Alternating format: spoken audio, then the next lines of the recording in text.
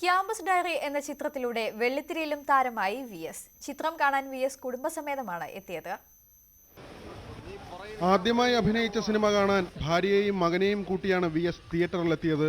വാണിജ്യ സിനിമയുടെ ചേരുവകൾ നിറയുന്നതോടൊപ്പം ജലചൂഷണവും ലിംഗവിവേചനവും പോലുള്ള വിഷയങ്ങൾ ചർച്ച ചെയ്യുന്ന ക്യാമ്പസ് ഡയറിയിൽ വി.എസ്. അച്യുതാനന്ദനായി തന്നെയാണ് സ്ക്രീനിലെത്തുന്നത്.